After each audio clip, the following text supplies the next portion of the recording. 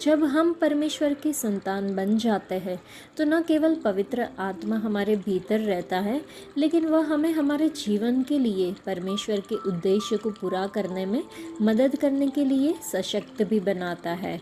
लेकिन हमें अपने उपहारों का उपयोग अपने भोग विलास के लिए नहीं करना चाहिए। हमें हमेशा परमेश्वर की इच्छा जानने की ज़रूरत है, उनके वचनों के प्रति वफादार रहना चाहिए। केवल जब हम अपने आप को पूरी तरह से परमेश्वर की इच्छा के प्रति समर्पित कर देते हैं और उनकी आत्मा की शक्ति से उनकी सेवा करते हैं, तभी हम वह सब पूरा करने में सक्षम होंगे जो परमेश्वर हमारे लिए चाहते हैं। परमेश्वर ने कहा कि उन्होंने शाऊल को राजा बनाया है, इसलिए उनको पश्चाताप हुआ। तो कारण क्या था? क्योंकि उसने परमेश्वर का अनुसरण करना छोड़ दिया और उसकी आज्ञाओं का पालन नहीं किया। आज परमेश्वर ने हमें राजाओं और याजकों के रूप में अभिषिक्त किया है, जैसा कि प्रकाशित वाक्य के पहले अध्याय में ही लिखा है। तो क्या हमारे प्रभु परमेश्वर ने हमें राजा बनाने के लिए कष्ट सहा है? चलिए हम खुद का परीक्षण करें।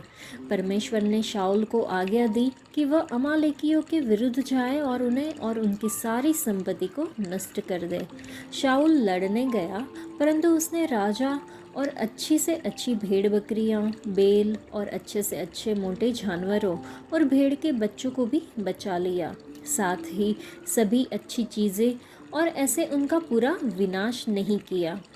तो आज क्या हम परमेश्वर की सभी आज्ञाओं को पूरे दिल से मानते हैं? उन्होंने हमें इस दुनिया के शासक और उसके कार्यों जैसे कि घमंड, ईर्ष्या, कड़वाहट, शत्रुता, अक्षमता, भय, चिंता आदि को अपने दिल से नष्ट करने की आज्ञा दी है, लेकिन हमने इन सभी बेकार चीज़ों को अपने जीवन में रख लिया है। इसलिए हमारा परमेश्वर भी हमारे प्राणों के लिए पछताता है। क्योंकि यहोवा पश्चाताप करने के लिए प्रेरित हुआ, इसलिए शमूएल पूरी रात उसके सामने रोया और विनती की। तो क्या हम रात में नष्ट हो रही आत्माओं के लिए रोते और प्रार्थना करते हैं? चलिए हम खुद का परीक्षण करें। शाऊल कर्मेल को आया और वहाँ अपने लिए एक खंभा बनाया।